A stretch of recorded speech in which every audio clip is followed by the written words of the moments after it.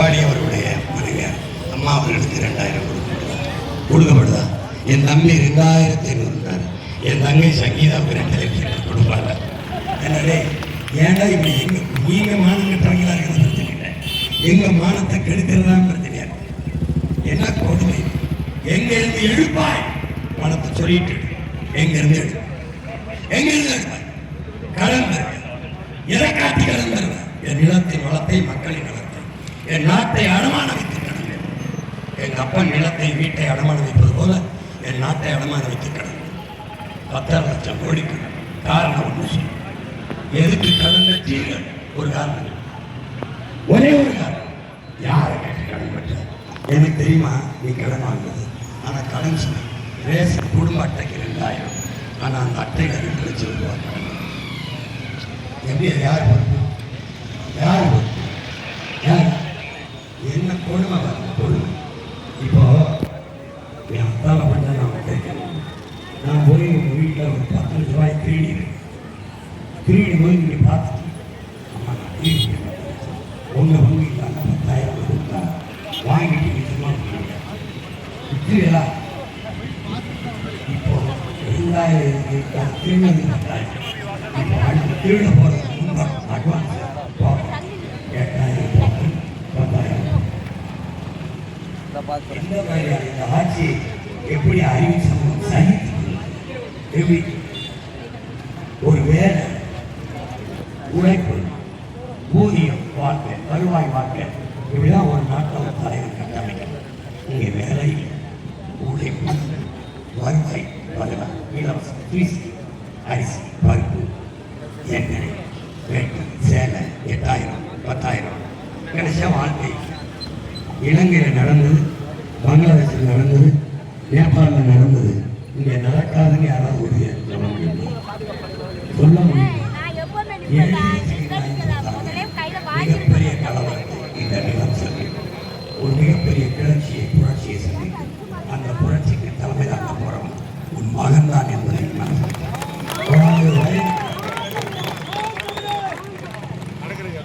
எல்லாத்தையும் மாற்றணும். இந்த ஆட்சியாளர்கள் நம்மளை ஏமாற்றணும்னு நினைக்கிறாங்க. உங்க பிள்ளைகள் இந்த நிலையை மாற்றணும்னு நினைக்கிறாங்க. அவர்கள் நம்மை ஆளணும்னு துடிக்கிறாங்க. உங்க பிள்ளைகள் நாங்கள் மற்ற மொழிவழி தேசியங்களைப் போல பெருமையோடு உரிமை பெற்று வாழ வேண்டும் என்று ஆசைப்படுறோம். 2க்கு வித்தியாசம் இருக்கு.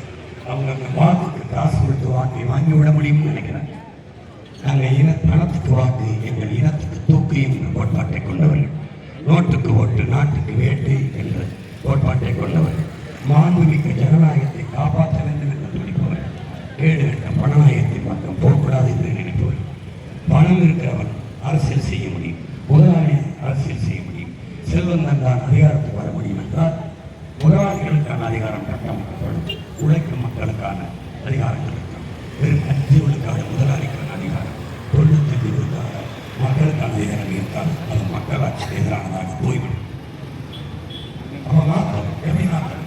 பணம் இருப்பவன் தான் அரசியல் செய்ய முடியும் என்கிற நிலையை மாற்றி மக்களுக்கு தன்னலமற்று சேவை செய்ய வேண்டும் என்கிற மனம் இருக்கிறவன் அரசியல் செய்ய முடியும், அதிகாரத்துக்கு வர முடியும் என்கிற நிலையை உருவாக்கினால்தான் அது மாண்புமிக்க ஜனநாயகமாக முழுமையான மக்களாட்சியாக இருக்கும். அதை என் அன்பு சொல்லுங்கள், அறிவார்ந்த என்ற பெற்றோர்கள் எண்ணின் விலையில் தமிழகம் சிந்தித்து பார்க்க. ஒருவர் 3 வகை இலவச மக்கள், இலவசம் எல்லாம் இலவசம்.